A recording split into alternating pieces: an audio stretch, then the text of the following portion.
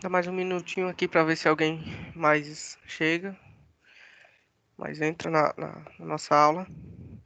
E hoje eu vou fazer uma revisão.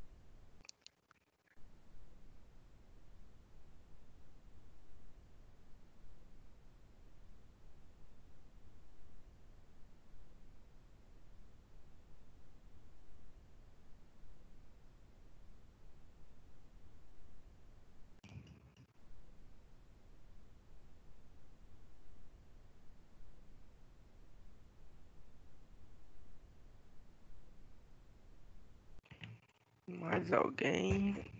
Não. Então vamos lá.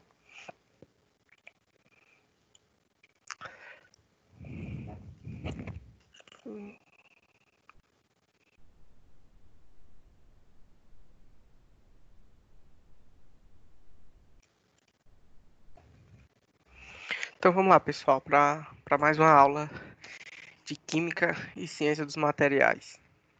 Faz uma revisãozinha só para a gente relembrar o que viu na aula passada, ok?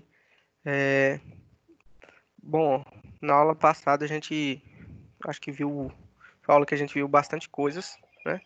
Então a gente viu a parte de ligações, os tipos de ligações que os átomos de diversos elementos realizam entre si.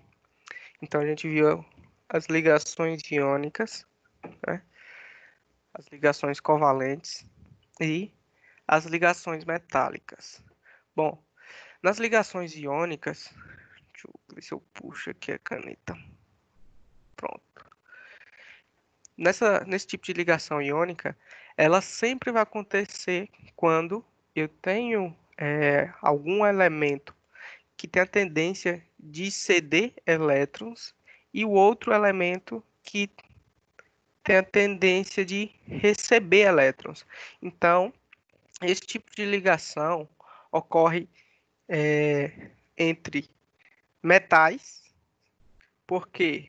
Porque os metais, se a gente olhar lá na tabela periódica lá, ele tem uma pequena quantidade de elétrons na sua camada de valência. E isso o torna um... essa é uma das características que torna esses elementos como os principais a cederem elétrons. Aquela velha história, né? Ele tem 2 elétrons na última camada. Os outros têm 7. Então, é mais fácil um perder 2 ou outro perder 7.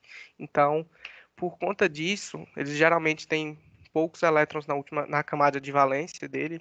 Então, a tendência dos metais é ceder elétrons. Então, toda vez que vocês tiverem um metal, uma molécula com um metal e um ametal ou semimetal ou ainda hidrogênio, então esse tipo de ligação entre esses átomos ou íons são do tipo iônico, é um tipo de ligação iônica, ok? Enquanto os metais doam, os ametais recebem. Então, nesse tipo de ligação, os que cedem elétrons, a gente viu lá que eles vão ficar carregados positivamente, então eles vão se tornar os cátions, chamados cátions, e os que recebem elétrons tendem a ficar carregados eletricamente negativos por conta que recebeu uma carga negativa a mais, ou seja, ele vai ter um elétron a mais que elétrons a mais que o número de prótons. Então, eles são chamados ânions, ok? Então, aqueles átomos que doam elétrons, que cedem esses elétrons na ligação, eles vão se tornar os cátions, enquanto os que recebem elétrons viram os ânions, ok? Esse tipo de ligação é uma das mais fortes que tem, a mais forte. É uma atração do tipo eletrostática justamente por conta das cargas. Se eu tenho um elemento com carga positiva e outro elemento que vai ficar negativo, então essa atração torna bem instável esse tipo de ligação entre esses dois elementos. Na ligação covalente, diferentemente da ligação iônica, ao invés de um dos elementos cederem os elétrons, ele vai compartilhar, ou então, né, como aqui está, todos os dois vão receber os elétrons. Na verdade, o que ocorre é o compartilhamento dos elétrons entre os elementos. Então, um elemento A e um elemento B, onde eles precisam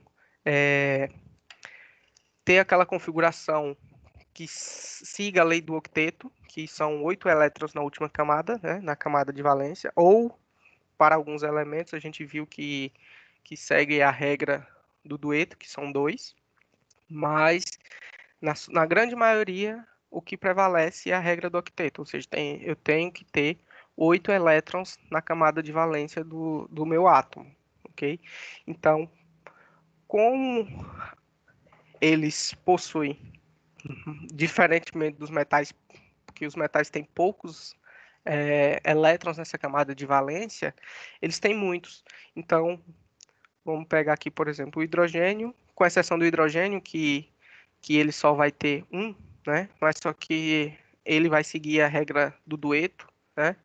Então, o hidrogênio e os ametais e semimetais, eles vão interagir com ou o hidrogênio, ou ametais, ou outros semimetais, e toda vez que eu tiver combinação desses elementos entre si, eu vou ter um tipo de ligação que é a chamada ligação covalente, ok? Então, se eu tiver um metal com algum outro desses elementos, o tipo de ligação é iônica. Se eu tiver hidrogênio, ametais ou semimetais ligando entre si, então o tipo de ligação é covalente. Ou seja, eles estão compartilhando os elétrons da camada de valência, ou seja, da sua última camada, ok? E por fim, as ligações metálicas, que ocorrem entre somente metais. Então, se eu tiver metal ligado a outro metal, então eu vou ter entre eles a ligação metálica. E nesse tipo de ligação metálica, o que ocorre é um fenômeno conhecido como mar de elétrons ou nuvem de elétrons, onde os elétrons ficam em torno dos cátions. Por quê? Ó, lembrando aqui das ligações iônicas, os metais, eles não têm tendência de ceder elétrons, então eles ficam, a tendência dos metais é que eles fiquem carregados positivamente, ou seja, eles virem cátions. Então, quando eu tenho vários elementos do tipo metal junto, então eles vão ceder os elétrons, e esses elétrons vão criar como se fosse uma nuvem ou um mar carregado de elétrons, e no meio vão estar os cátions, as moléculas positivas. Então, esse é um dos fatores que favorecem as propriedades dos metais, que é a resistência, a condutividade, entre outras propriedades que a gente viu na aula passada. Ok? Depois das ligações, dos tipos de ligações, basicamente são essas três, iônica, covalente e metálica, a gente também viu os tipos de interações. Interações, quando eu digo de interações, são interações a nível molecular, né? Onde eu tinha as interações do tipo dipolo-dipolo, que ocorria, lembrando lá, que elas ocorriam quando eu tinha moléculas naturalmente polares.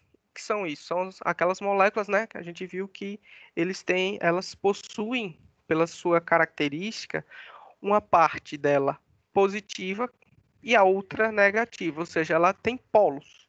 Então, geralmente, a parte negativa dela vai ser atraída pela parte positiva de outra molécula, ok? Então, eu dei um exemplo até do HCl, onde como a parte do cloro é muito grande, a molécula do cloro é muito grande, então ela tende a ficar carregada negativamente, enquanto o hidrogênio, que está ligado a ele, tende a ficar carregado positivamente. Então, essa parte do hidrogênio que está positivo tende a atrair, assim como a parte do cloro que está carregada negativa, se atraírem. Então, tem uma parte do hidrogênio positivo atraindo outra molécula de HCl, só que ele faz uma interação com o cloro, por conta da diferença das cargas. Lembrando lá, né? Os opostos se atraem, então se eu tenho no hidrogênio um polo positivo e no cloro um polo negativo, então esses dois vão fazer uma interação, ou seja, e a interação do tipo de atração. Ligação de hidrogênio, assim como a interação de polo, ela também ocorre em moléculas polares, né? A única diferença é que quando eu tenho moléculas polares, onde meu hidrogênio está ligado ao flúor, oxigênio ou o nitrogênio, esse tipo de interação passa a ser muito mais forte, por conta justamente desses elementos que são chamados FON, né? Serem os mais eletronegativos. Então, toda vez que eu tiver moléculas polares onde o hidrogênio está ligado diretamente com o flúor, o oxigênio ou o nitrogênio, então esse tipo de interação é o tipo de ligação de hidrogênio. Interação íon-dipolo, a gente viu que íon é quando uma molécula fica carregada positivamente ou negativamente, um átomo, né? Ou por receber elétrons, vai ficar um ânion, que é um tipo de íon negativo, ou por ceder um elétron, que ele fica carregado positivamente, porque ele perdeu uma carga negativa, e aí ele vira um cátion. Então, toda vez que eu tenho algo do tipo um íon interagindo com uma molécula polar, um exemplo que é o sal de cozinho NaCl em água, então a interação entre esses íons e a molécula da água é chamada interação íon-dipolo, ok? Então, justamente, eu tenho os cátions ou os ânions com a molécula polar, que é o caso da água. Então, quando você dissolve o sal na água, esse é o tipo de interação que ocorre entre o íon Na, que ele vai ficar dissociado do, do íon cloro, e eles vão interagir diferentemente com as moléculas da água. Enquanto o Na ele vai tender a interagir com o oxigênio, que tende a ficar carregado negativamente, o cloro vai interagir com a parte da molécula da água que contém os hidrogênios, por esse lado da molécula da água ficar carregado positivamente. Então, esse é o tipo de interação íon-dipolo. Interação dipolo induzido. Então, esse tipo de interação a gente viu que ocorre quando eu tenho uma molécula polar, que ela possui um dipolo, uma parte positiva e uma parte negativa, e ela induz um dipolo em uma molécula que naturalmente não é polar. Ok? Então, tem uma molécula lá bem simples, por exemplo, algum hidrocarboneto, e ele está interagindo com a água, uma molécula apolar. Uma molécula polar, a água, interagindo com a molécula apolar, um hidrocarboneto.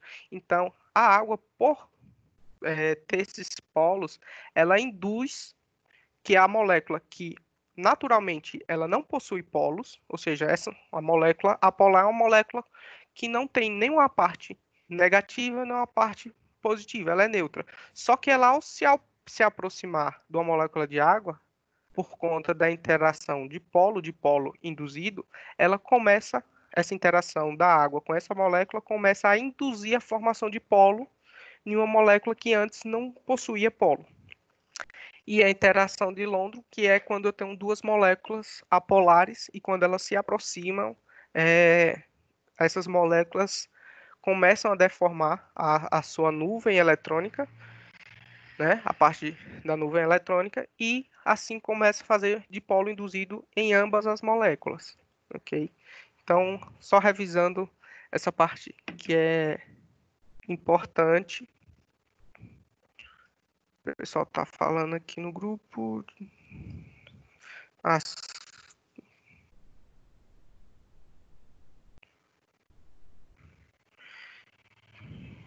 O Carlinhos falou no grupo que não está conseguindo acessar. Deixa eu ver se ele mandou mensagem aqui. Não.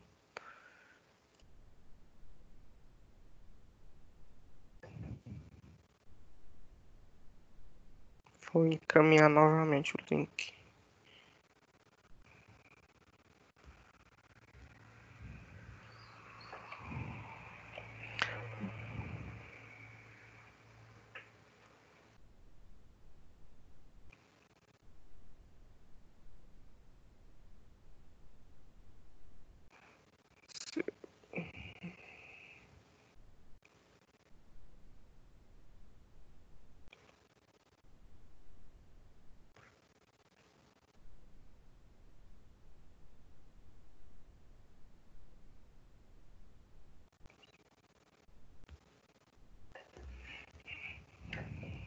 Pronto, falei com o Carlinhos aqui no grupo.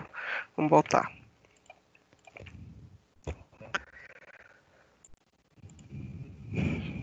Pronto, basicamente, então, a gente viu os tipos de ligação e os tipos de interação. Lembrando lá que, geralmente, o pessoal antigamente conhecia isso aqui como ponte de hidrogênio, mas é conhecido de maneira errada. Hoje se sabe que a ligação de hidrogênio é uma ligação muito forte, uma interação muito forte que acontece entre as moléculas, ok? Então, agora eu vou começar realmente o conteúdo da aula de hoje, que é um pouco de falando das moléculas ainda, continuando, na verdade, falando sobre moléculas e íons. Deixa eu mandar aqui só.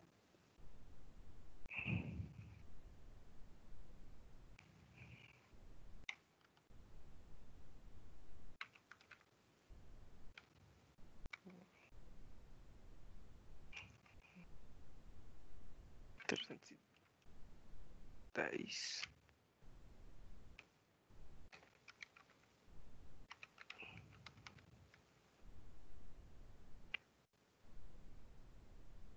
O Carlox 3010.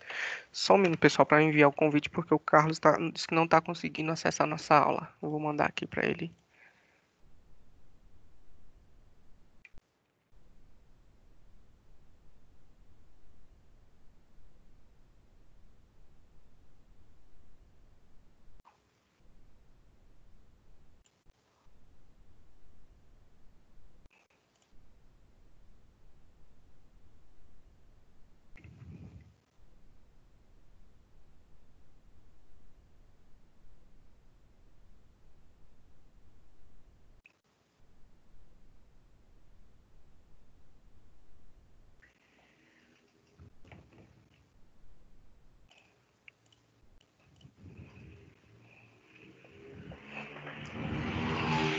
Pronto, voltando. Então, na aula de hoje a gente vai fazer um pouco mais de exercícios.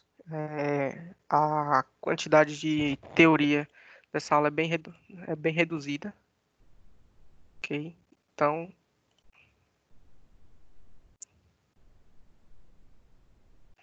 hoje eu vou passar mais exercícios para exemplificar.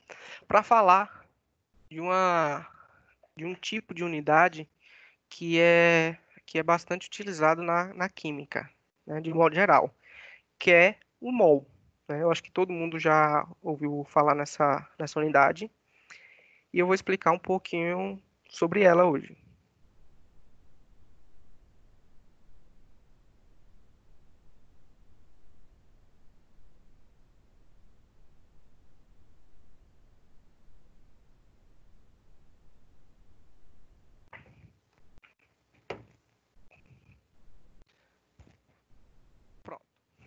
Vamos lá. Mol. Toda vez que a gente fala de mol, mol ele está relacionado nada mais, nada menos que a quantidade de matéria, ok? Seja matéria que um átomo ocupa, que uma molécula ocupa, que um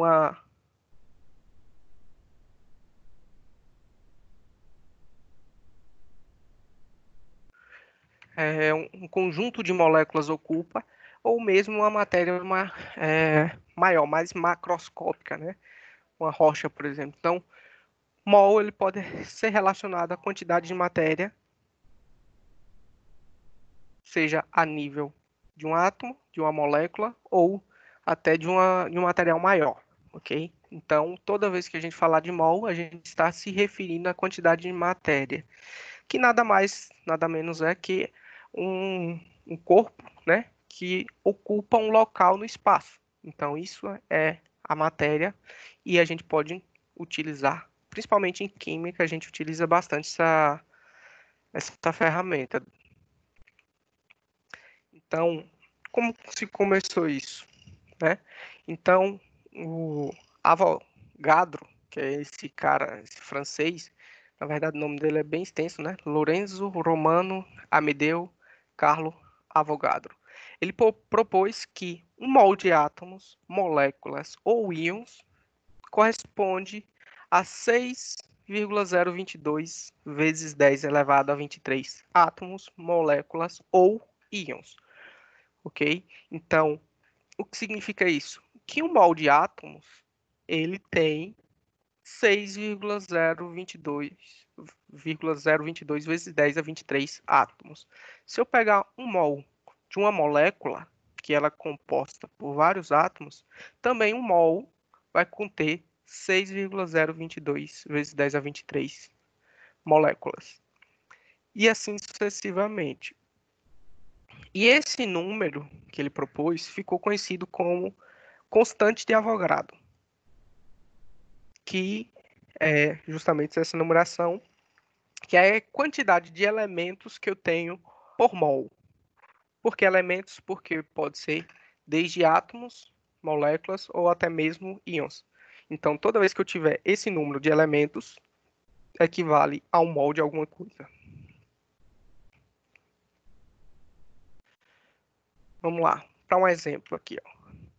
Um mol de hélio, o gás hélio, que é um gás nobre, ele tem justamente 6,022 vezes 10 a 23 átomos de hélio. Então, toda vez que perguntar quanto é que tem um mol de qualquer coisa, tem essa numeração. Isso para um átomo, né? Para uma molécula, H2O.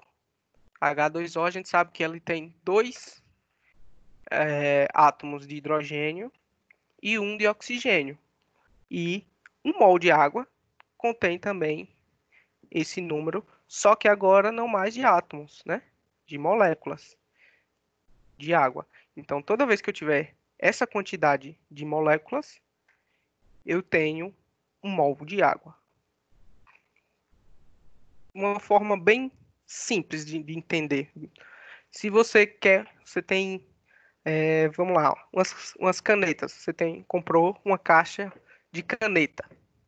Se você comprar 6 vezes 10 a 23 canetas, uma caixa com essa quantidade de canetas, você pode dizer, ó, eu tenho um molde de canetas, de borrachas e assim sucessivamente. Então, essa numeração, toda vez que você tiver essa numeração aqui, equivale a dizer que você tem um mol de alguma coisa, ok? Um mol de qualquer matéria contém o mesmo número que existe de átomos em 12 gramas de carbono. Agora, observe. Será que um mol de gás hélio, um mol de água e um mol de canetas possuem a mesma massa? Ele pode conter o mesmo, né, número de moléculas. Agora, a gente sabe que, por exemplo, a massa do hélio é diferente da massa da água, que é diferente, muito diferente da massa de uma caneta, né? Correto? Então, a massa já é um outro tipo de medida.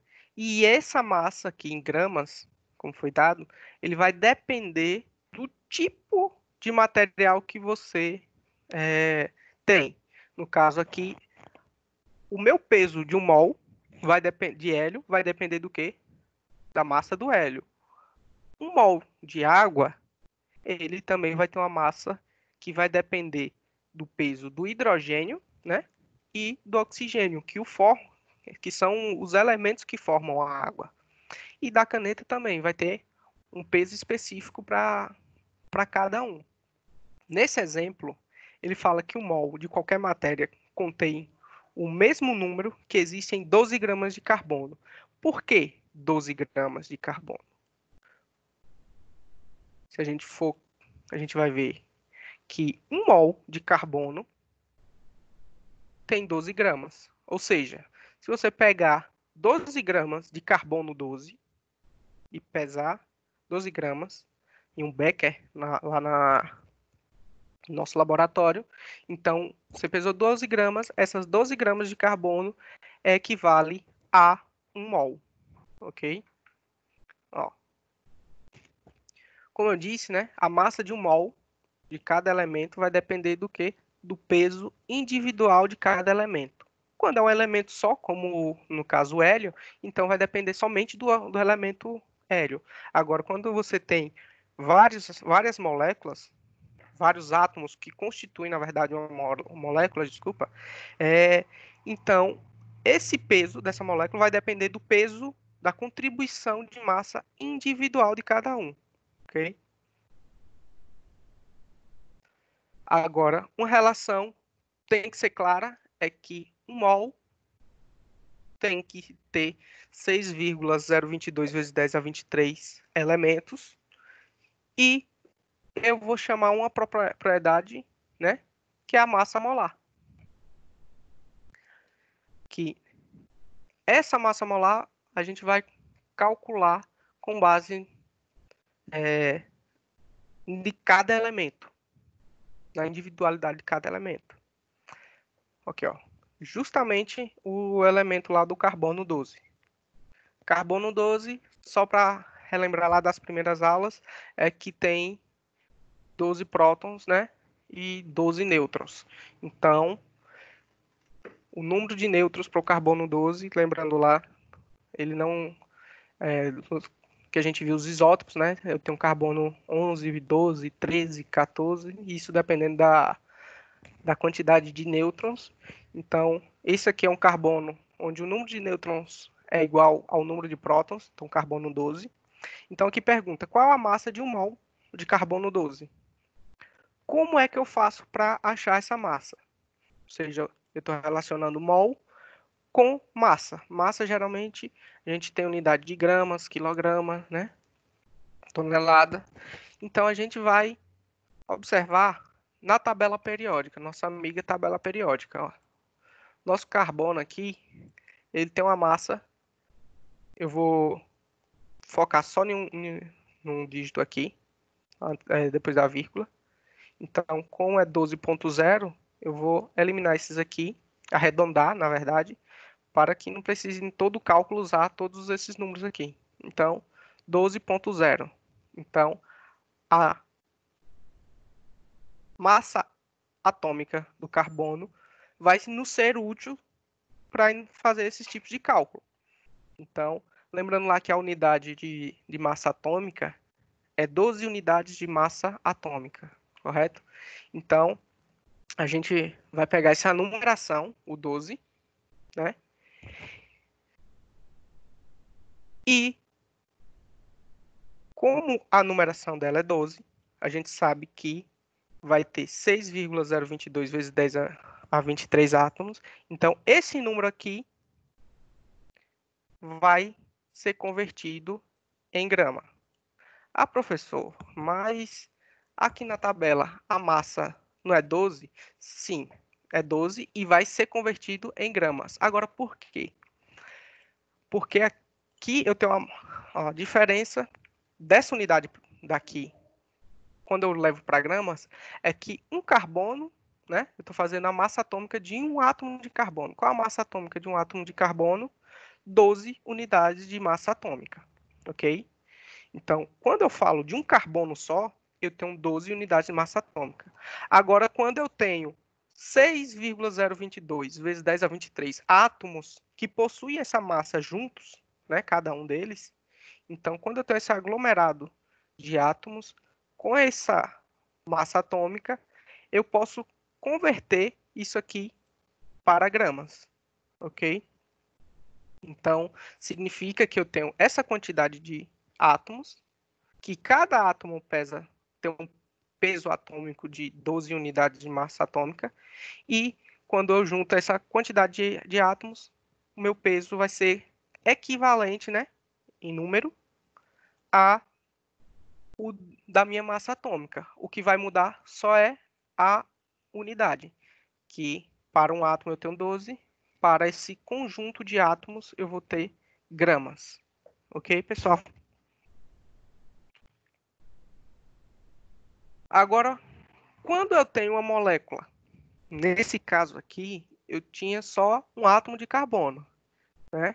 E quando eu tenho uma molécula, que é formada aqui é o ácido sulfúrico, formada por hidrogênio, 2 átomos de hidrogênio, um átomo de enxofre e 4 átomos de água, de oxigênio, na verdade, desculpa.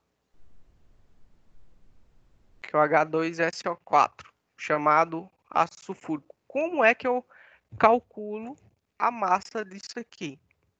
Então, lembrando só dessa parte aqui, ó,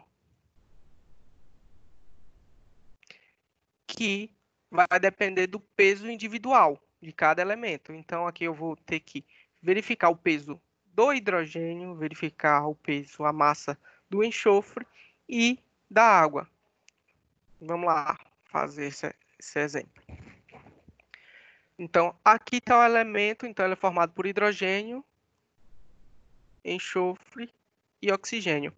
Primeira coisa que eu tenho que verificar, né, é a massa atômica de cada um desses elementos. O hidrogênio é 1, né? Aqui, ó. Onde é que eu verifico isso? Massa atômica, a gente viu que verifica na parte superior. Como eu vou utilizar só um número, vou estar restringindo a só um número depois da vírgula, então vou usar 1 aqui, ok? Então, ele tem um enxofre.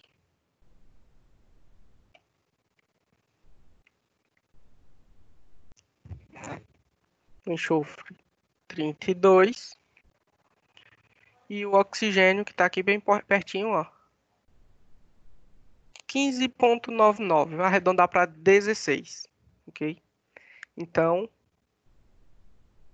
voltando para cá, eu tenho a massa atômica do hidrogênio, que é 1, aqui. Unidade de massa atômica. O enxofre, a gente viu que é 32. E do oxigênio, 4. Então, eu pego cada elemento individualmente da minha molécula de ácido sulfúrico. E agora eu vou calcular também individualmente o peso de cada um dentro dessa molécula. Eu tenho 2 hidrogênios, então esse valor aqui, eu vou multiplicar por 2, por conta que eu tenho 2 moléculas dele aqui. Então a contribuição do hidrogênio vai ser 2 vezes a massa dele. Logo, é igual a 2. O enxofre é 32. Ele só tem um átomo de enxofre aqui nessa molécula. Então, portanto, vai ser 32, que é o peso dele, vezes a quantidade. Ele só tem um. Então, continua sendo 32. Já para o oxigênio, eu tenho 4 oxigênio. Esse numeral aqui, ele está relacionado com o oxigênio. Então, eu tenho 4. Como a massa atômica dele vale 16, então eu vou multiplicar 16 vezes a quantidade de elementos. Ou seja, 16 vezes 4 vai dar 64. Por fim, eu vou somar a contribuição de cada um desses caras aqui, ó. Então, vou pegar esse 2, somar com 32, vai dar 34, e somar com 64. Então, 64 com 34 vai dar 98. Então, dessa forma, eu consegui identificar qual é a massa de 1 mol de ácido sulfúrico. Então, quando você tem 1 mol de ácido sulfúrico, você deve pesar 98 gramas de ácido sulfúrico. Então, quando a gente for para o laboratório e, como eu disse, em geral, a maioria das reações, todas as reações, na verdade, são feitas em função do número de mols de cada molécula. Então, você deveria pesar, aqui, ó, se eu chegasse lá no laboratório, ó, pessoal, eu quero 1 mol de ácido sulfúrico. Então, na balança, vocês teriam que pesar 98 gramas de ácido sulfúrico, ok? Logo, 1 mol de ácido sulfúrico tem 98 gramas. Agora, da mesma forma que a gente fez para o ácido sulfúrico, tem um outro elemento aqui, outro elemento químico, que é chamado o carbonato de alumínio. Então, é formado pelo elemento alumínio, carbono e oxigênio. Então, como é que eu acho a massa de 1 mol de alumínio, de carbonato de alumínio? Observe que os elementos aqui são bem distintos. Aqui eu vou ter alumínio, carbono. O único elemento em comum que eu tenho do ácido sulfúrico é o oxigênio. Só que existem aqui, ó, 2 índices, o 3 e o 2. Então, como é que eu devo proceder nessa situação? E aí, pessoal? Podem falar. Como é que eu devo proceder nessa situação aqui?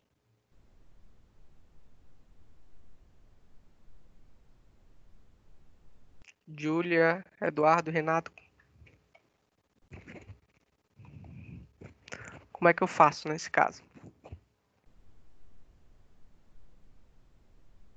Eu tenho um átomo de alumínio, carbono.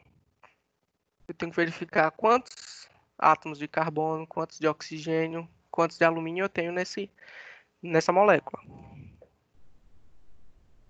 Pronto, o Eduardo respondeu aqui. É justamente isso mesmo. Você tem um valor aqui de fora, que é o 2, né? E esse 2 ele vai estar multiplicando o carbono e o oxigênio. Que o oxigênio, por sua vez, já tem aqui, ó, 3. Né? Então, só é multiplicar. Então, eu tenho um átomo de alumínio, 2 de carbono e 6 átomos de oxigênio. Então, fazendo a divisão também de cada contribuição de cada componente desse aqui, ó. Então, se a gente olhar lá na tabela periódica, o alumínio ele vale 27, o peso atômico dele 27, do carbono vale 12 e do oxigênio 16. Ok?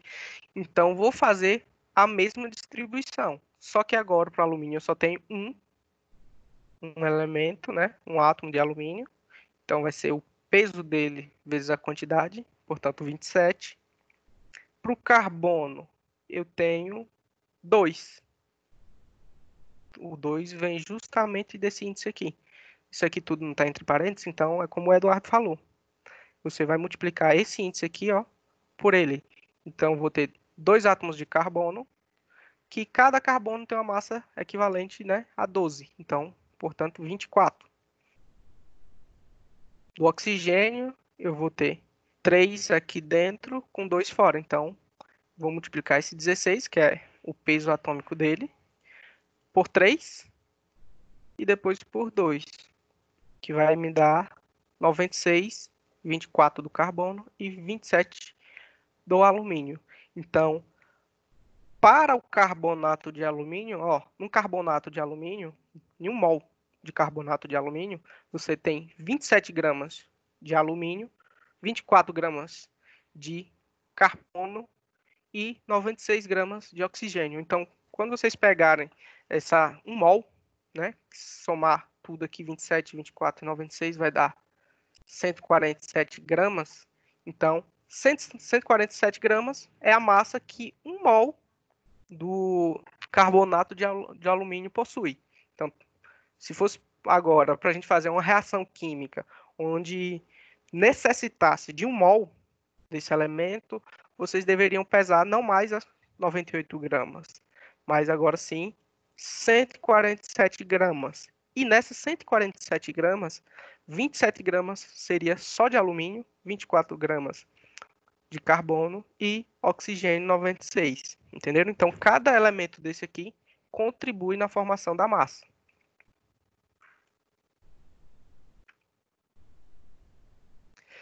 Agora, esse exercício. O Eduardo tá atento aí. Eu queria que vocês tentassem verificar dessa forma aqui. Como é que eu resolvo agora? Agora, ao invés de ter a massa, né? Eu quero saber aqui, ó. Eu tenho 2,34 vezes 10 a 25 átomos de ferro. Vamos supor que você pegou um pedaço de ferro, botou lá no equipamento e ele mediu a quantidade de átomos que tinha nessa barra. Aí o equipamento contou e mostrou, ó, eu tenho 2,34 vezes 10 a 25 átomos de ferro. Quantos mols de átomos de ferro a gente tem nessa barra? E agora?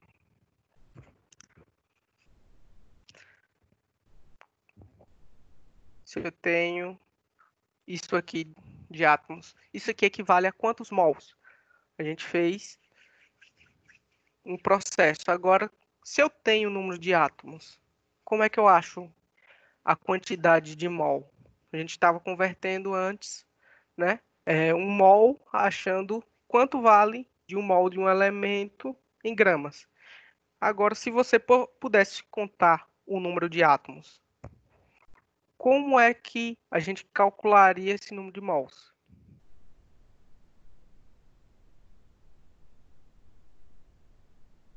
Eduardo, Júlia? Pode falar, Júlia.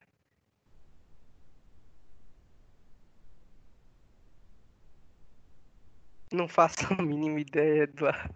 Tá bom, Eduardo. E Júlia?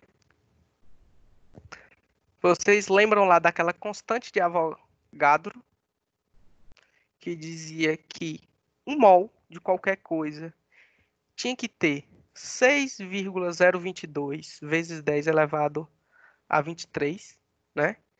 Então, se eu sei que 6,022 vezes 10 elevado a 23 átomos de qualquer coisa é um mol, então eu consigo agora, a partir dessa constante,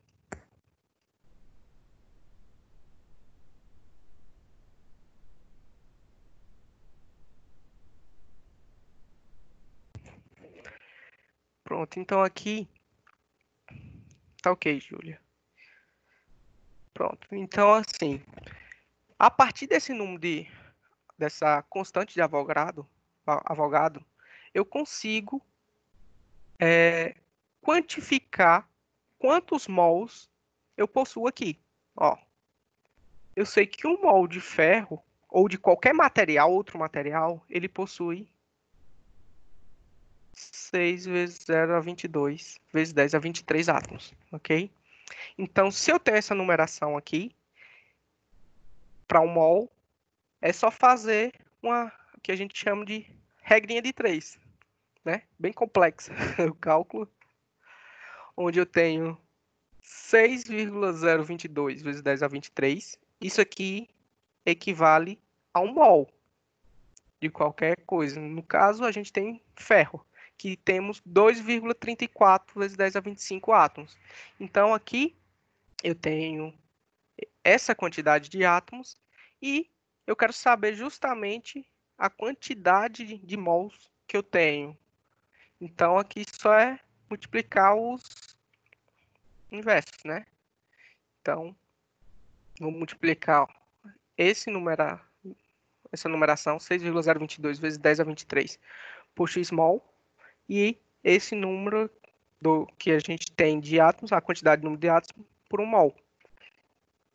Então, nesse caso, a gente vai ter essa multiplicação, esse primeiro produto, e do outro lado da igualdade, né, o outro produto. Então, esse produto vai ser igual a esse produto. É o que a gente tem aqui.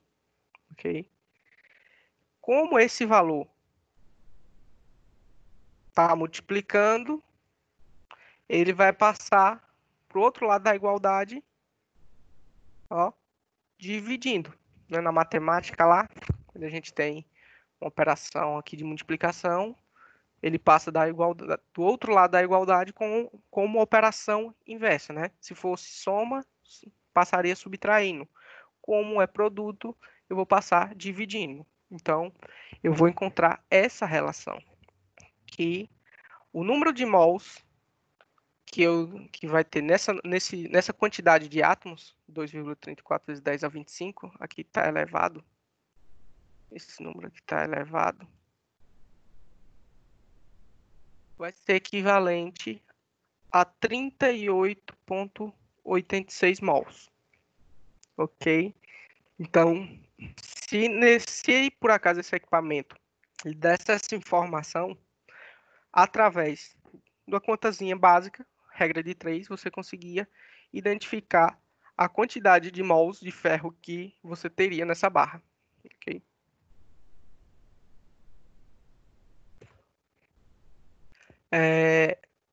Utilizando essas mesmas regras, a gente também pode fazer relações entre a massa e a molaridade de cada componente.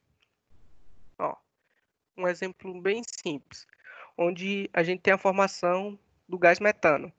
Tem um átomo de carbono, 4 átomos de hidrogênio, que vão gerar justamente o meu metano aqui, ó, no final. Então, tem um mol, né? Vou apagar aqui.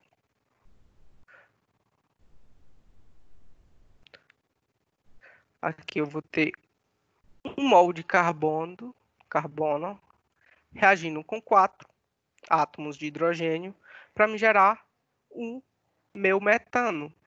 E olha do outro lado, a quantidade de moléculas aqui, se eu tenho um mol aqui de carbono, eu tenho que ter um mol aqui do outro lado. Se eu tenho 4 aqui, então eu tenho que ter 4 também do outro lado, né?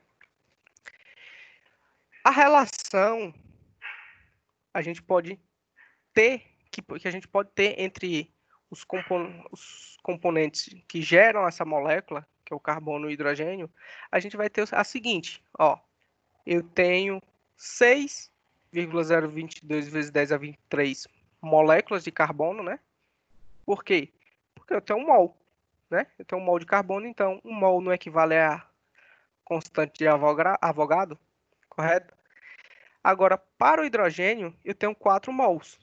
Então, para 4 mols, eu já vou ter 4 vezes esse numeral, que é o número de Avogadro, a constante.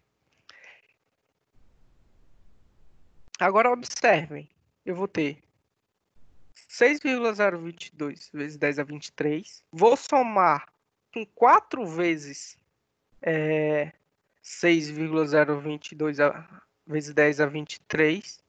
E no final, eu vou ter só isso aqui. Por quê? Não era para aumentar? Não, né? Porque lembra lá que um mol de molécula, aqui eu tenho uma molécula de carbono com 4 de hidrogênios, que quando se reunir essas 5 moléculas, né, que é uma de carbono mais 4 de hidrogênio, esses átomos vão me gerar somente uma molécula. Então, uma molécula, um mol, portanto, ele vai ter justamente o mesmo número de Avogadro, que é a constante de Avogadro, diz que cada mol, se eu tenho um mol aqui, então ele vai ter justamente 6,022 vezes 10 a 23 moléculas. Agora, a massa, a gente vai ver que muda. Por quê? O princípio da conservação me diz que nada se perde nem se ganha, né? Tudo ele pode se transformar, mas a massa se conserva. Então aqui, ó, se eu tenho um mol de carbono, a gente calculou que um mol de carbono equivale a 12 gramas de carbono. Se eu tenho 4 mol de hidrogênio, e eu for calcular os mols de hidrogênio, a gente vai ver que 4 mols equivalem a 4 gramas. Se eu estou juntando 12 gramas de carbono, uma reação com 4 gramas de hidrogênio, então essa massa deve se conservar e ao final eu tenho que ter 16.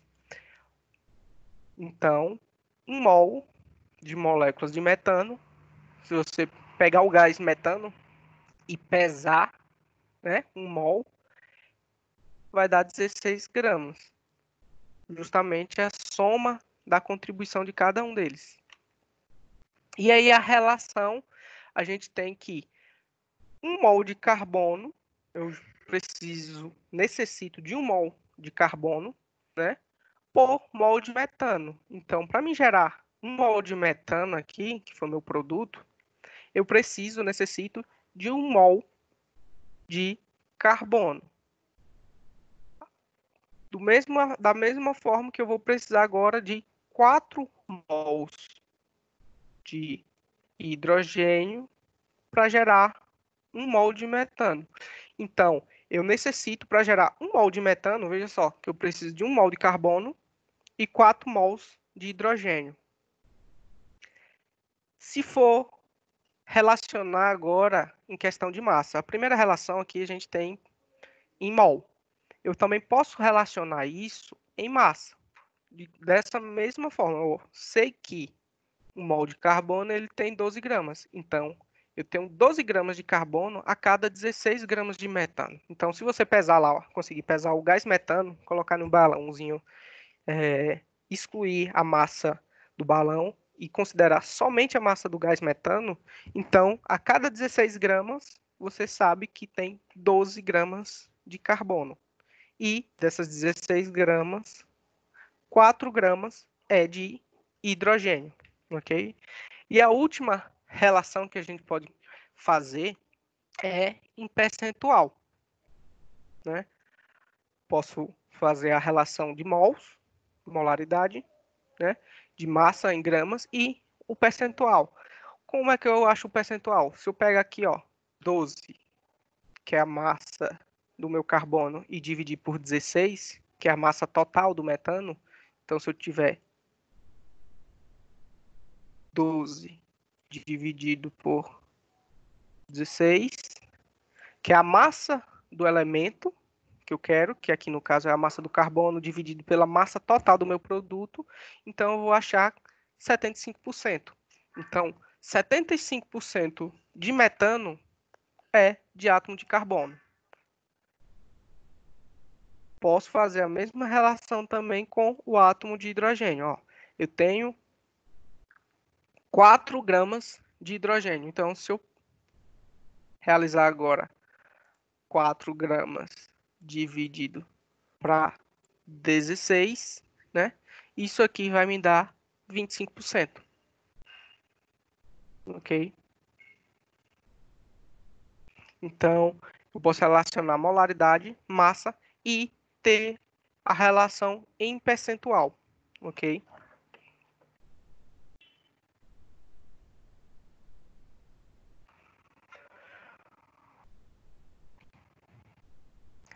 Por que eu falei dessa relação de molar, relação em grama, em relação em percentual? Porque em geral, na verdade, os problemas se apresentam de maneiras distintas, né? Você pode pegar um problema onde está todas as suas variáveis em mol, quanto pode estar em grama, ou ainda pode estar em percentual. Esse exemplo cita algo que realmente ocorre no dia a dia de um laboratório. Às vezes você pega amostras que você pode até ter mais ou menos o conhecimento provável do que forme ele, né? Quando você vai fazer alguma reação química conhecida ou uma nova reação química, você tem alguns reagentes e mistura.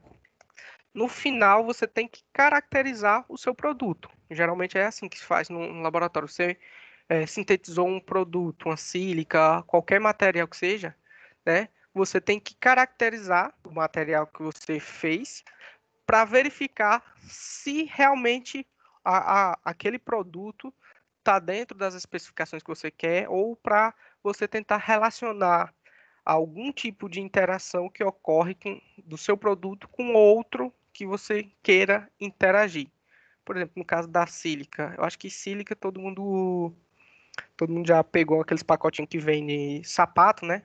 Geralmente vem sapato, produto eletrônico, que sílica ele é muito higroscópico, ou seja, em contato com a umidade ele tende a absorver a umidade. Então, um dos exemplos eu posso citar esse.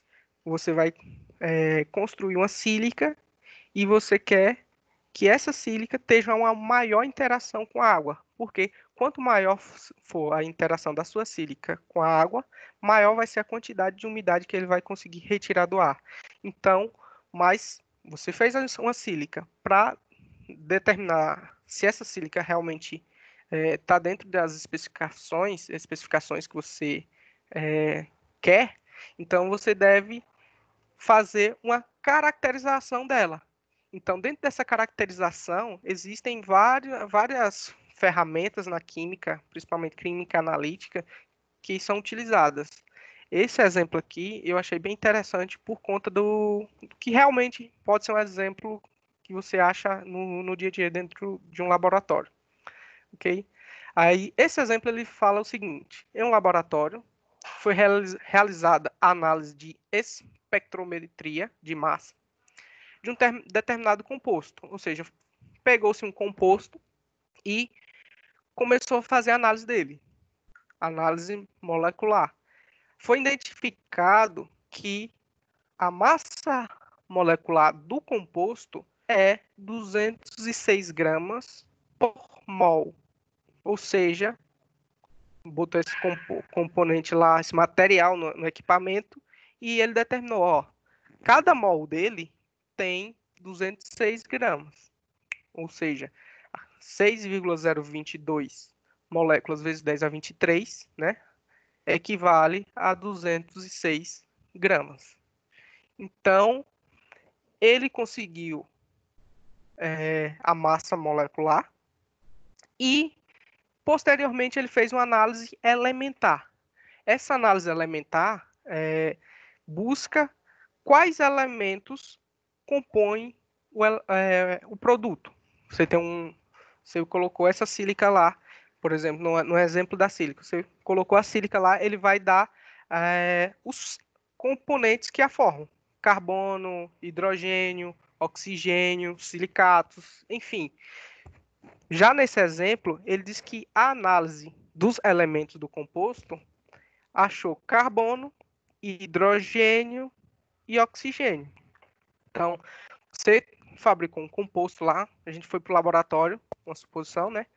E produziu um material que, quando foi caracterizado, a gente achou 206 gramas por mol, que era a massa molar, e descobriu que 75,73% era somente de átomos de carbono, 8,74% de átomos de hidrogênio e 15,53% de oxigênio. Então, aqui você tem a caracterização do seu produto, né? Do seu composto. Aí pergunta-se, qual é a fórmula molecular deste elemento? Fórmula molecular, pessoal, é essa aqui. Aqui nós temos a fórmula molecular do ácido sulfúrico. Aqui nós temos a fórmula molecular do carbonato de alumínio. Ok? Então, vamos aqui. Sabendo dessas informações e do percentual que constitui esse composto, a partir dessas informações dá para a gente construir a fórmula molecular desse elemento. Como? Primeiro passo, a gente tem que ver o percentual de cada um. Ó, vamos lá. Se eu sei que o total, a massa total do meu composto, né, é 206 gramas por mol, ok? Se eu tenho em 206 gramas 75,73% de carbono, então eu sei a massa que eu tenho em cada mol de carbono nesse composto, né? Se eu sei que de 206 gramas do meu composto, 75,73%, como é percentual, a gente divide por 100 aqui. Os valores percentuais, dividido por 100, a vírgula anda duas casas, né?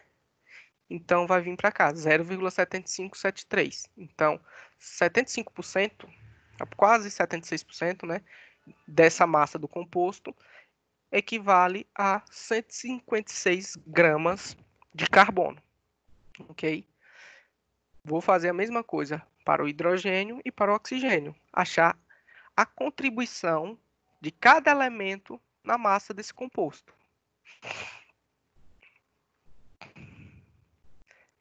Depois que eu fazer a contribuição desses elementos aqui, eu vou verificar qual é o mol, em quantos mols eu tenho em 156 gramas, né? Eu tenho 156 gramas de carbono. Eu sei que um mol de carbono, a gente calculou, né? E pode verificar na tabela periódica também, que carbono é 12, né?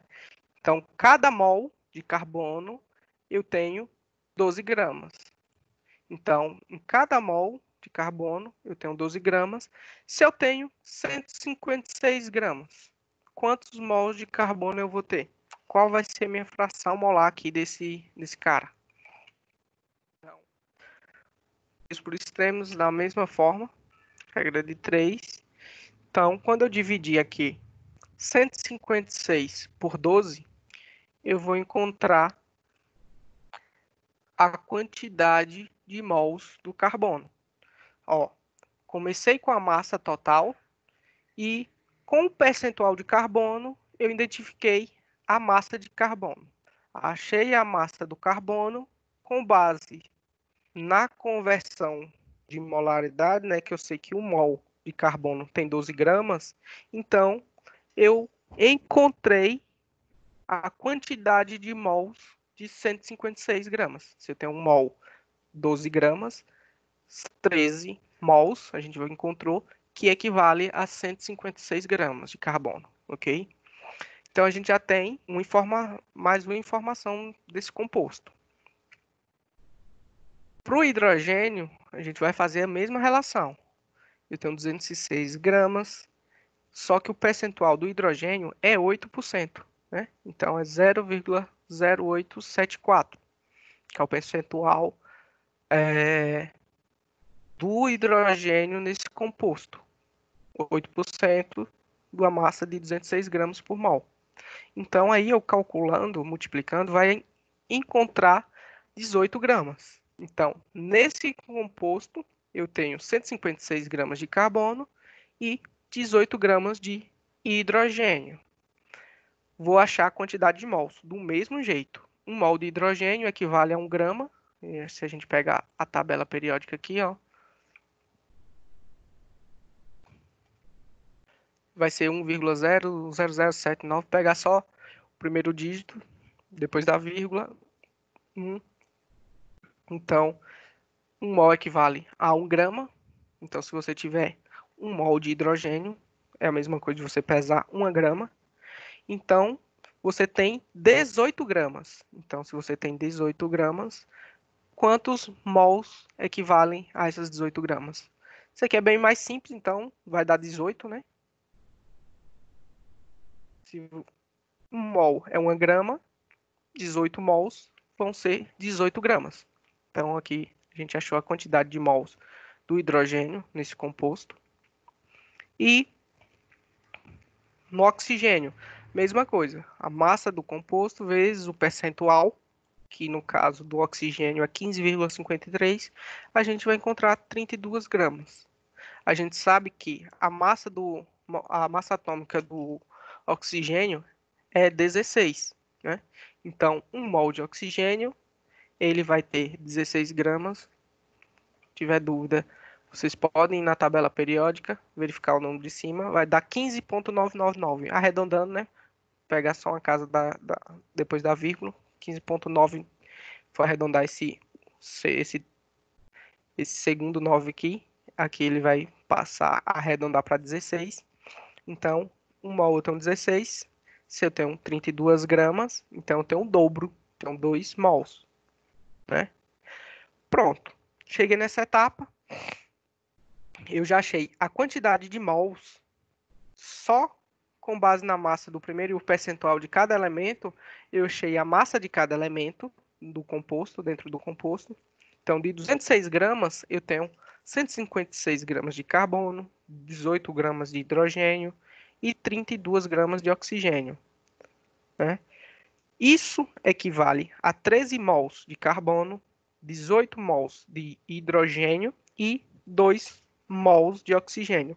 Então, para fazer a fórmula molecular desse elemento, agora só é colocar a quantidade de mols aqui, que é 13, 18 e 2, em cada índice de cada elemento, 13. Então, eu tenho 13 carbonos. Então, vai ficar C índice inferior aqui, 13. H, o índice 18. E O, 2. Quando junta tudo, eu vou ter o elemento C13, H18, O2. Ok? Então, esse elemento é é o elemento a partir dessas informações aqui. É o ibuprofeno. Para quem já teve febre, essa é a fórmula química do ibuprofeno. Ok? Dúvidas? Ficou alguma dúvida nessa questão? Conseguiram entender a linha de raciocínio?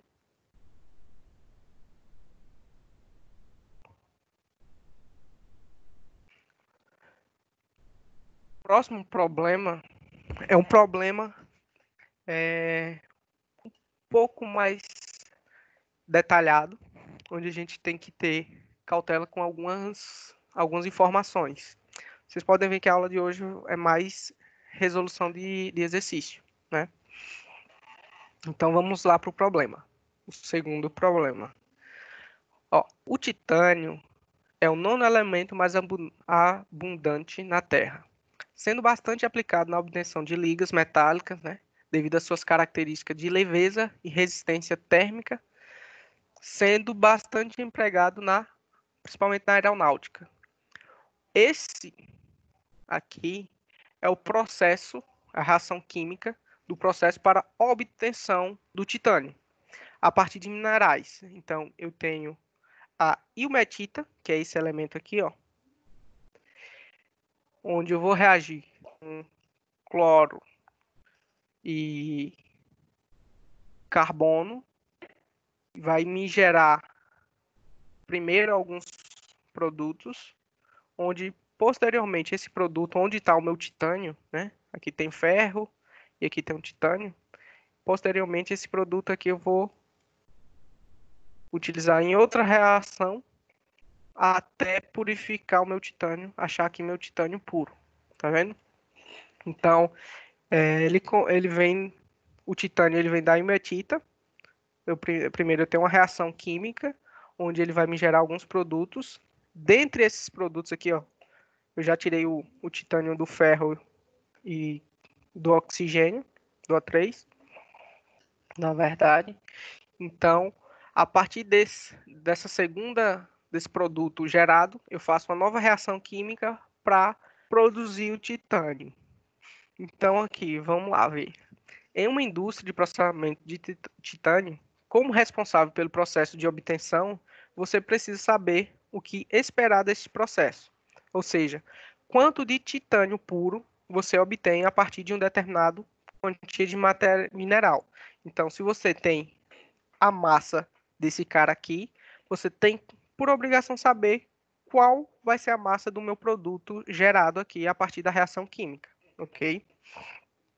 Supondo que não há perdas no processo e que toda ilmenita, que é esse elemento, é convertido em titânio sólido.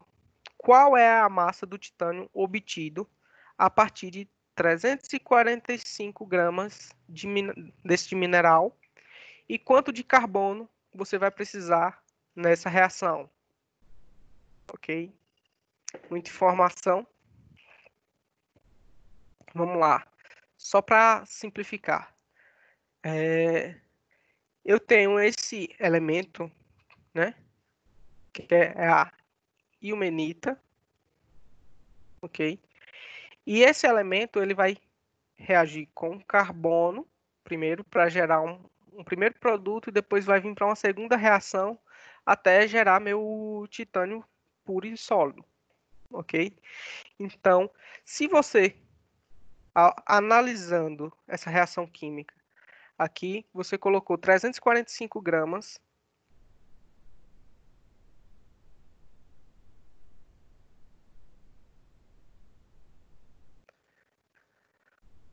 ele pergunta qual vai ser a massa aqui desse titânio e quanto também eu preciso botar aqui de carbono. Só analisando a reação química. Ó, a gente tem que verificar primeiro aqui os mols, né, de cada elemento. Aqui a gente vê que tem um mol, né, de umetita reagindo com 7 mols de Cl2 mais 6 mols de carbono, ok? Que aí vai gerar 2 mols desse produto, mais 2 mols desse produto, mais 6 mols desse produto. Que no final aqui ele vai me gerar um mol, né? Agora observe, vamos lá para os cálculos. Como verificar isso?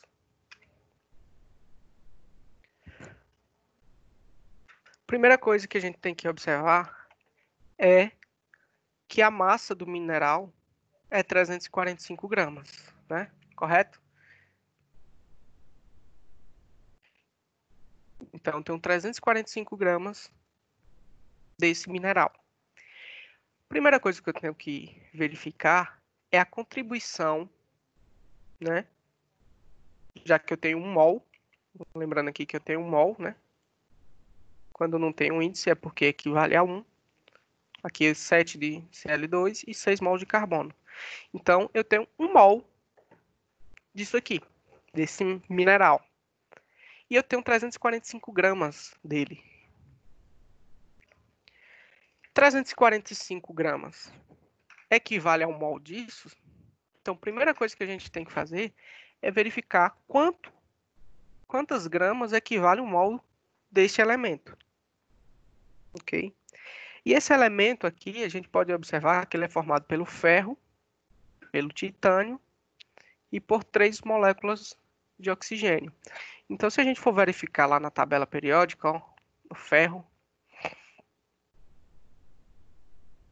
que a massa atômica dele é 55,8 do ferro, o titânio 47,9 e o nosso amigo oxigênio a gente já sabe que é 16, né? Mas vou colocar aqui 15,99, aproximadamente 16. Então, voltando aqui para o nosso slide. Então, a gente tem que, para o ferro, ele tem 55,8.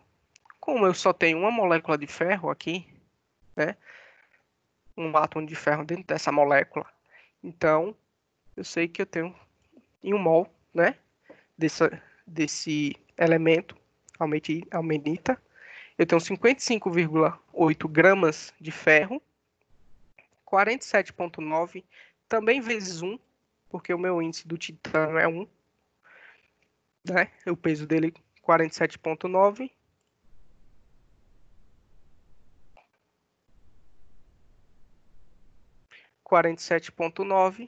Ok? Então, 47,9 gramas. Já o oxigênio, eu tenho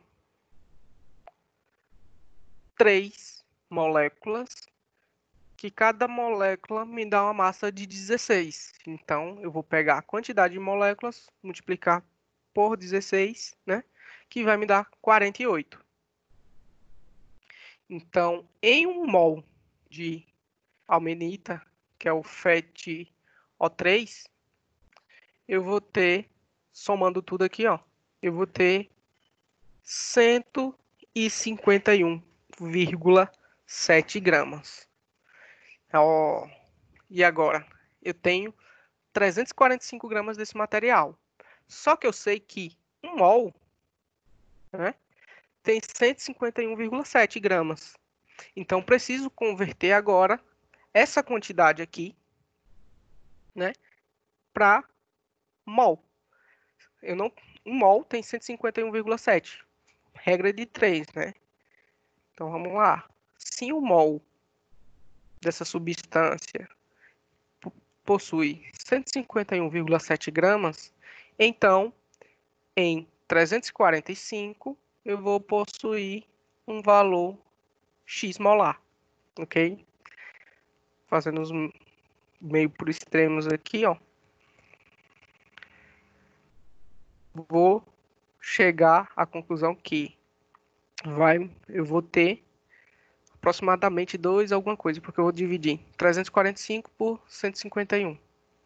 Vai ficar 151,7x igual a 345. O 151 que está multiplicando x, depois vai passar dividindo, então eu vou ter o equivalente a 2,27. Vou colocar aqui do lado. Vai ficar x igual a 151,7 dividido por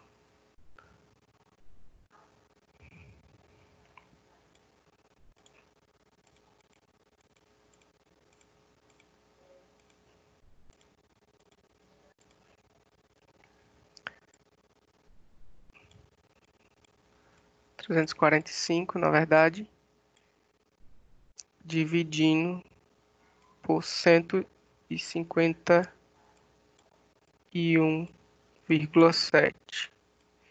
Então, se vocês realizarem esse cálculo aqui, vai dar aproximadamente 2,27 mols. Então, voltando lá para a questão, 345 gramas desse mineral, que é o que a gente tem no início, vai equivaler a 2,27 mols. Então, no início da reação, vou voltar para o início da reação, se eu tenho 345 gramas aqui, então aqui equivale a 2,27 mols. Só que o que é que eu tenho? Eu tenho, para cada mol desse elemento, eu vou precisar de 7 desse e 6 desse, ok? Então, se para 1 mol eu preciso de 6, para 2,27 é só multiplicar esse valor por cada um desses índices aqui, ó, que a gente vai obter a quantidade de mols que vai estar reagindo, na verdade. Aqui, 345 gramas, eu não tenho só 1 mol, eu tenho 2,27 mols. Então, voltando aqui, ó, se eu tenho 2,27 mols de titânio, né, de isso aqui, da almenita, então eu também vou ter 1 mol de titânio. Vou voltar lá para o titânio, 47,9.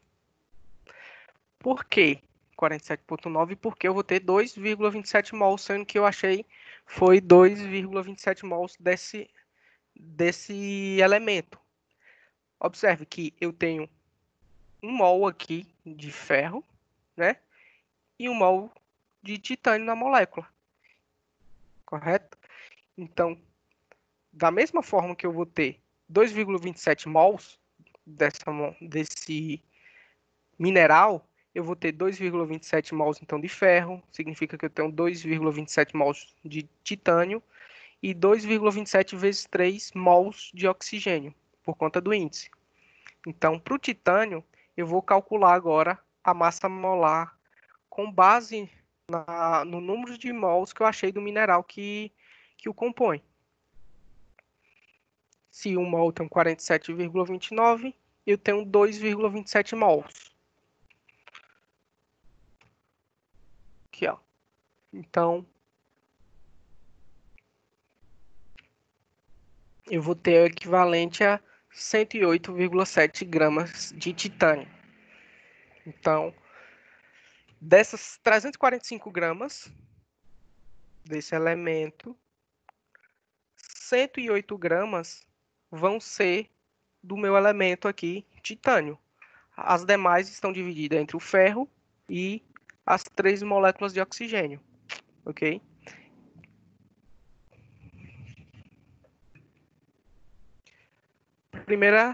A primeira pergunta já foi resolvida. Ele queria saber quanto de titânio ele tinha né, a partir de 345 gramas desse mineral e quanto que ele vai ter de carbono. Lembrando também que, vou voltar só para a reação química aqui, no final, eu também só é gerado 1 mol do produto, ok?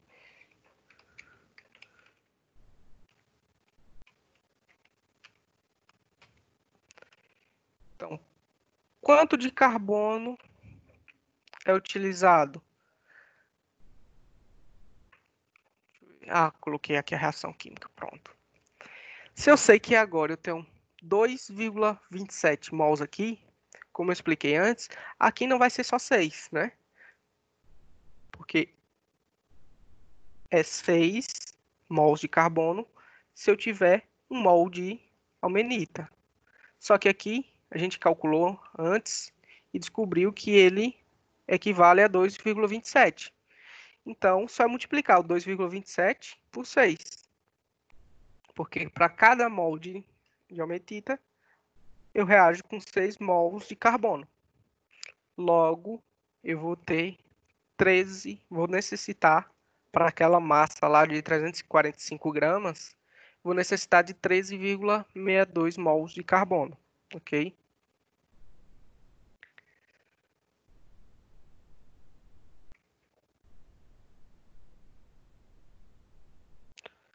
Se eu tenho 13 mols de carbono, então consigo achar também a massa dele. Né? Da mesma forma que a gente fez lá com titânio, a gente vai fazer agora com carbono. A gente sabe que para cada mol de carbono eu tenho 12 gramas, então se eu tenho 13,62 mols, só multiplicar 13,62 por 12, que vai me dar as 163,4 gramas de carbono. Então, para reagir lá com meu mineral, eu vou sabendo que eu tenho 345 gramas aqui, ó. Lembrando da questão que ele tem 345 gramas desse minério, então de carbono eu vou precisar logo de 163 gramas, que equivale a 13,62 mols. Ou seja, então eu vou precisar dessa massa aqui de 163,4 gramas para reagir com esse mineral na reação química, no início na primeira reação química, para no final eu obter o titânio puro. Então, para esse problema que a gente viu, então eu tenho 345 gramas do minério, vão me gerar 108,7 gramas de titânio, isso desprezando as perdas, né? E será necessário 163,4 gramas de carbono nessa reação. A gente poderia também calcular a quantidade de cada um desses aqui, ó, só com base na massa do primeiro minério, tendo a equação que a gente viu. Vai ver depois balanceada. Pronto, pessoal. Nessa questão foi muita coisa. Vocês conseguiram pegar direitinho? Ficou dúvidas? Se tiver alguma dúvida,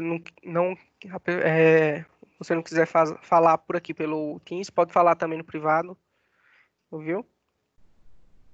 Então, basicamente, o que a gente pegou foi, com base na massa desse elemento químico, a gente achou a contribuição de cada átomo desse aqui de ferro, do titânio e do oxigênio, na verdade, 3 moléculas de oxigênio, e aí achou a quantidade de mols, né, no início, que foi 2,27. Depois que achou a quantidade de mols, a gente jogou para cá, para a reação, e verificou que tem 6 mols de carbono. Então, só foi multiplicar a quantidade de mols que ele está reagindo aqui, que ele está reagindo, ele vai precisar de 6 mols de carbono para cada mol de ferro. FeTO3. Como a questão ela me dá 345 gramas, que equivale a 2,27 mols, a gente consegue achar o do carbono, e se consegue achar a quantidade de mols de carbono, consegue também achar a massa, e vice-versa, né? Vocês estão calados hoje.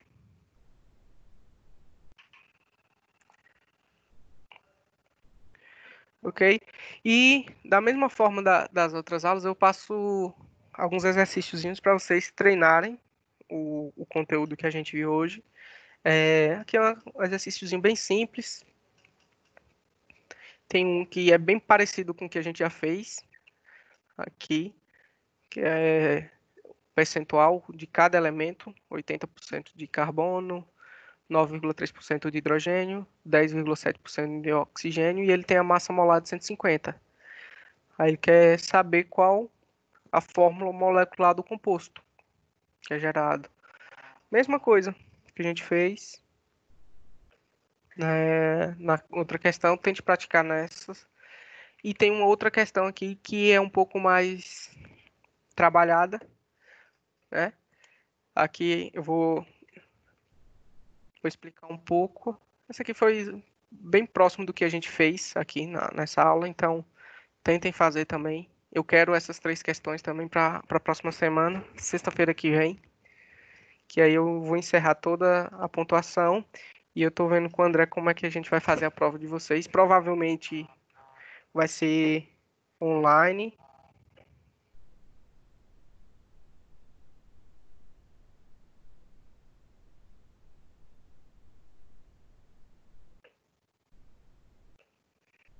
Ok. Professor, Oi. a prova vai ser só com a unidade 1 ou a unidade 1 e 2? Vai ser a unidade 1 e 2. Próxima aula, que a gente ainda tem próxima aula, eu vou encerrar o conteúdo da primeira e da segunda unidade, viu? Não vai ser a segunda unidade toda. Eu acredito que eu só vou cobrar na prova até 2.1, viu? Para não ficar muito conteúdo para vocês, porque se vocês forem ver, é muito conteúdo. Então, estou vendo com o André ainda como é que vai ser a prova. Então, Eduardo está perguntando aqui no grupo, a prova vai ser por onde? Então, provavelmente, ou vai ser online, a gente está vendo, ou eu vou passar algumas questões para vocês responderem, e aí vocês vão me mandar. Agora essa parte eu ainda estou vendo com o André como é que vai ser. Se eu vou fazer individualmente com cada aluno, é, enfim, ainda estou vendo esses detalhes com ele. Mas desde o primeiro dia de aula eu falei assim, vou passar as listas de exercício, quem responder as listas de exercícios tá tranquilo, porque eu não vou fugir muito do que a gente vê nessas listas, ok? Tem umas questõezinhas, principalmente essa última aqui, que é um pouco mais trabalhada, justamente também, eu acho que eu gostei dela por ser assim, um pouco dentro da área de vocês, que é engenharia elétrica, né? Então ele fala de um problema real que ocorre na indústria fotovoltaica. Quando eu falo indústria fotovoltaica, aqui no processo industrial mesmo de fabricação, né? A gente vai ver na terceira e quarta unidade um pouco sobre a ciência dos materiais, as propriedades dos materiais, né? Então, a gente vai ver um pouco sobre, principalmente esses termos aqui, ó, dopagem. Eu vou explicar até essa questão com calma, que eu quero que vocês pensem um pouquinho nela. É uma boa questão. Forte candidato à prova. Então, questões assim, bem detalhadas, eu costumo gostar. E assim, é bom para vocês também treinando, porque em geral, problemas no nosso dia a dia, no nosso cotidiano, ele não vai vir de maneira simples, você exige um pouco de interpretação, né? Então, essa questão aqui, eu quero que vocês façam, entregue até a próxima semana. Se tiver qualquer dúvida, pode falar no WhatsApp, pessoal. Vocês estão muito tímidos ainda. Pode falar mesmo. Tirando quinta-feira à noite, o restante dos outros dias, e segunda, né, que é o dia de aula, tirando segunda e quinta à noite, os outros dias à noite eu estou disponível para tirar a dúvida de vocês. Então, se vocês estiverem respondendo essas questões, se surgir dúvida, pode me procurar no WhatsApp que eu vou trabalhar em cima disso, ok? Aí, vamos voltar para esse exercício. Eu vou ler aqui com calma com vocês, vou explicar um pouco do que ele pede. Ó, vamos lá. Trabalhando em uma indústria fotovoltaica, você descobriu que algumas células fabricadas estavam com rendimento baixo. Então, você resolveu investigar o procedimento de fabricação das placas em outro setor da indústria. Aí você chegou lá e verificou o seguinte, que o processo ele utilizava algumas proporções. 8 vezes 10 a menos 5 mol de fósforo para cada mol de silício, ok? Silício é um material bastante utilizado aí, é um semicondutor bastante utilizado na indústria elétrica, eletrônica de modo geral, ok? E tem alguns dopantes, que a gente chama. Dopante é quando você coloca um material para não ficar, por exemplo, você tem silício 100%, então você bota um percentual de um outro material que vai dopar, vai deixar um pouco, vai interferir um pouco nas interações do elemento silício, ok? Então aqui ele tem 8,8 vezes 10 a 5 mols de fósforo para cada mol de silício. Isso é o real lá no seu processo de fabricação. E em outra placa, você verificou que é 3 vezes 10 a menos 6 de mol de boro. Esse menos 6 tá para cá, depois eu vou mandar o corrigido para vocês. 3 vezes 10 a menos 6 mol de boro para cada mol de silício. Ou seja, então, em algumas placas nessa fabricação, ele está utilizando o fósforo como agente dopante e em outras placas ele está utilizando o boro. Cada um com uma proporção diferente aqui, ó. Ok? Então, para o fósforo você tem essa quantidade de mol para cada mol de silício e para o boro você tem essa quantidade de mol para cada mol de silício. Foi-lhe passado, aí você foi lá e verificou com o supervisor, né? Qual era o melhor, o ideal que cada equipamento desse deveria ter.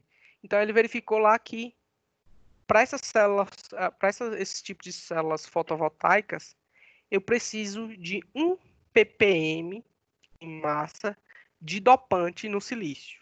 Então, eu preciso de um ppm de qualquer um dopante, ou do fósforo ou do boro. Então, porque quando você tem um ppm desse dopante no silício, você garante que a sua placa vai ter um bom rendimento, ok? Aí eu pergunto, a massa adicionada no processo de fabricação está correto para ambos os dopantes?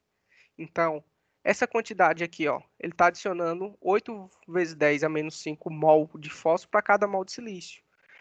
E na outra placa, 3 vezes 10 a menos 6 de boro para cada mol de silício. Esse percentual, essa quantidade de fósforo aqui, está correto, né? Essa quantidade aqui está correto para a quantidade de boro para silício está correto. Então, eu queria que vocês calculassem isso aqui, né? E aí que ele ainda fala qual é a placa que apresenta a maior discrepância do valor. Aí vocês vão calcular e ver se tem alguma diferença. Se tiver uma diferença, qual desses dois aqui, se é o fósforo ou se é o boro, a placa com boro ou com fósforo que apresenta, se tiver, né, variação do recomendado. Lembrando que o recomendado é um ppm. Um ppm, eu botei até aqui, também, que é uma parte por milhão. Ou seja, você tem, por exemplo, a cada 10 elevado a 6 gramas, que é 1 milhão de gramas, você tem uma grama. Então, quando você vê esse formato aqui, ó, de unidade, um ppm, significa que você tem uma parte de um elemento a cada 1 milhão. Ok? Então, para cálculo base, eu quero que vocês utilizem isso aqui, ó. 100 quilogramas de silício. Ok? Então, tentem verificar com isso aqui, ó. Vou dar um norte para vocês. Vocês primeiro têm que achar se um ppm aqui, qual a massa de cada um componente aqui para um ppm, né? Você tem primeiro o fósforo, o elemento fósforo. Você tem que verificar se em qual para 100 quilogramas, quantas gramas eu tenho que ter, né? Então é bom vocês trabalharem até em gramas, converter esse 100 quilogramas para gramas, e aí vocês verificarem quantas gramas de fósforo e quantas gramas de boro equivale a um ppm. Depois que achar o equivalente em massa em grama, aí vocês têm que converter para mol, né? Para verificar quantos mols é um ppm.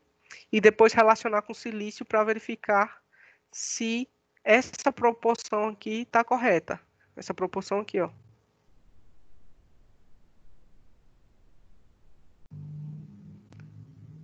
Se essa proporção que está acontecendo lá na indústria está correta. Ou seja, o processo está fabricando corretamente, está tendo 1 ppm de dopante para o silício, né? Então, eu queria que vocês resolvessem essa questão. Se tiver dúvida, pode me procurar, ok? Mas é isso.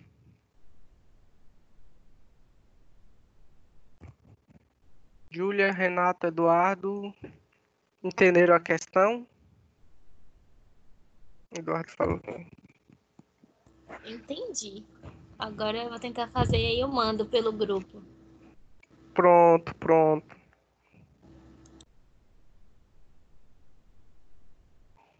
Sim, sim. Eduardo falou aqui que o silício é justamente isso mesmo. Eu acho que ele é o nono. O silício não é.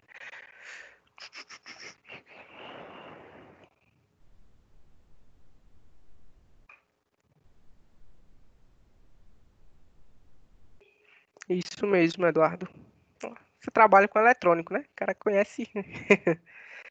É cara que conhece com material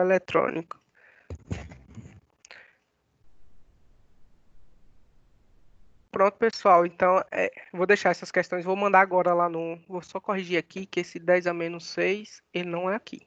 Ele é aqui. Ok? Então, essas outras aqui é bem mais simples. Essa aqui, bem tranquila. Essa aqui também foi uma questão parecidíssima do que a gente fez aqui em aula, só para testar o conhecimento de vocês. Vou mandar os slides também para vocês verificarem, estudarem, ok? E essa aqui é uma coisa, um problema real que pode acontecer no dia a dia. E com esse conhecimento dessa aula de hoje, de mols, de relacionar percentual, massa, molaridade, vocês conseguem resolver para vocês realmente ver que a química você pode utilizar, assim, nas outras turmas, por exemplo, o pessoal, mas os veteranos, né, da turma de veteranos, pergunta muito quando for lecionar qualquer disciplina, se esse conhecimento vai ser utilizado em alguma fase lá, pode sim ser utilizado. A química, dependendo da área, eu lembro que teve alguns alunos que disse que queria se especializar na área queria na mecatrônica, na parte de automação. Então, ao conhecimento das propriedades químicas dos elementos ajudam vocês projetarem melhor também, parte, por exemplo, posso citar aqui válvulas de comando, válvulas de controle, onde vocês precisam saber algumas propriedades químicas. E é isso aí. Qualquer coisa, qualquer dúvida, eu vou estar no WhatsApp, ok? E aí vocês podem estar me procurando aqui. A prova, Eduardo, eu vou confirmar hoje com o André, hoje ou amanhã. Vou tentar falar com ele agora aqui para saber como é que vai funcionar. A próxima aula é normal ainda conteúdo. Vou ver também se vai dar tempo, porque provavelmente, deixa eu ver aqui, 27. Próxima aula normal, eu vou ver com o André se há possibilidade de fazer mais uma aula de revisão para vocês, para revisar alguma coisa, para tirar dúvidas. Mas assim, a priori eu ainda vou ver qual semana vai ser essa prova, a avaliação de vocês. As listas eu já vou estar lançando as notas do pessoal que já mandou, né? Então, é isso. Depois próxima aula a gente conversa mais e eu acho que eu já vou ter mais dados sobre como é que vai ser, como é que vai funcionar essas avaliações. Qualquer novidade que eu tiver, eu mando no grupo aqui, beleza? Então, tchau, tchau, boa noite. Vou estar no WhatsApp para qualquer dúvida. Tentem fazer as questões, eu vou mandar agora para vocês lá no grupo. Beleza.